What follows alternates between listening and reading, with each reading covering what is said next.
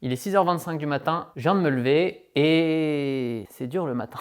Je vais vous expliquer tout ce que je fais quand je vais courir à cette heure-là, que ce soit un footing ou une séance de fractionné. Pour commencer, les stocks de glycogène sont bas, on peut faire avec, mais les stocks hydriques sont bas aussi et ça, on ne peut pas faire avec. Car courir déshydraté, c'est le meilleur moyen de se blesser, donc on ne joue pas avec ça.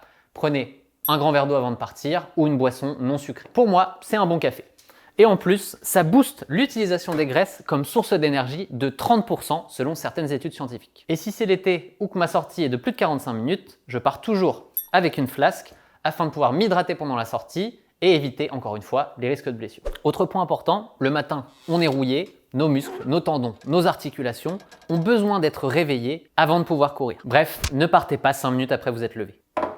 Prenez 5 minutes pour faire quelques exercices doux et progressifs, vous verrez, ça sera vraiment efficace. Ça va vous aider à réveiller vos muscles, vos tendons, vos articulations et grandement limiter les risques de blessures qui sont très importants le matin. On passe à un conseil qui va vous éviter quelques ennuis avec la course à jeun. Avoir quelque chose de sucré avec soi, une barre ou un gel pour pallier à tout problème d'hypoglycémie. C'est vraiment important quand on débute la course à jeun. Après, quand on fait ça depuis longtemps comme moi, on se connaît donc c'est plus forcément nécessaire, mais mieux vaut prévenir que guérir. L'hypoglycémie affalée sur le bord de la route à 7h du matin, c'est pas vraiment une manière agréable de commencer la journée. Tu viens dans les vidéos?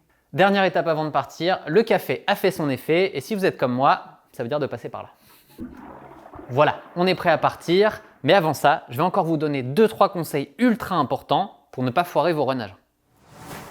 Pour commencer, partez pour 1 minute de marche rapide pour continuer de réveiller votre corps en douceur. Ensuite, c'est footing très lent au programme, 30 secondes à 1 minute au kilomètre, plus lent que votre allure d'endurance habituelle. Encore une fois, le corps se réveille et est un peu rouillé. Vous avez besoin d'un petit peu plus de temps pour le mettre en route que si vous aviez déjà été actif dans la journée. Vous devez le sentir de toute façon, le matin, on est un peu plus raide que le soir, notre foulée est moins fluide que d'habitude. En soi, ça n'est pas un souci, mais il faut le prendre en compte si on veut éviter de se blesser. Une fois qu'on est lancé, le plus efficace sur de la course à jeun est de chercher l'endurance lente autour de 70% de la fréquence cardiaque maximale pour ceux qui ont un cardio. S'entraîner à courir relâché en économisant son énergie, c'est hyper important, mais personne ne le travaille et c'est bien dommage. Relâchez vos épaules, concentrez-vous sur un point de la technique que vous avez envie de travailler, c'est le meilleur moment pour faire ça. Ok, on parle de footing, mais la grande question, peut-on faire du fractionné à jeun? Si vous n'avez pas l'habitude de courir à jeun régulièrement depuis au moins un mois, oubliez le fractionné, votre corps a besoin de s'habituer.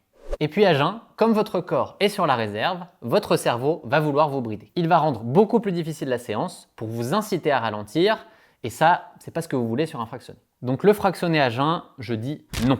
Mais ça ne vous empêche pas de partir à jeun et de prendre un petit gel à la fin de votre échauffement, et un deuxième potentiellement en milieu de séance de fractionné si elle est un peu longue. Vous pouvez aussi prendre du gâteau sport ou des produits comme le Sport Déj qui s'assimilent bien même en les prenant avant d'aller courir. Enfin, ne me croyez pas sur parole, hein. Ça marche pour moi, mais on a tous un système digestif différent, donc testez avec de petites quantités d'abord. Une autre astuce quand on court à jeun, c'est de choisir un parcours proche de chez nous, quitte à faire des boucles. Si jamais vous ne le sentez pas trop à un moment, ça sera beaucoup moins pénible de rentrer s'il vous reste 1 km que si vous êtes à 5 bornes de la maison. Je vous dis ça d'expérience, j'ai déjà pris une hypo à 5 km de la maison, ravito à sec, sans argent, le retour est long.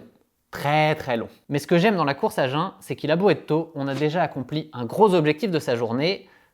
Check. Mais ça, c'est seulement si vous avez prévu suffisamment de temps pour récupérer avec un petit déjeuner complet. Sinon, vous allez avoir un crash d'énergie à un moment ou à un autre. Ça peut être sur le pouce en le préparant la veille au soir pour l'emporter. Un bon gruau d'avoine qui passe la nuit au frigo par exemple. Ça peut aussi être simple et efficace avec mon petit déjeuner classique, pain intégral œuf avec la portion de glucides et une portion de brocoli ou d'épinards avec du curcuma. Ça, c'est la portion santé. Mais attention, je ne mange pas santé à 100% du temps. Bien au contraire, on n'a qu'une vie.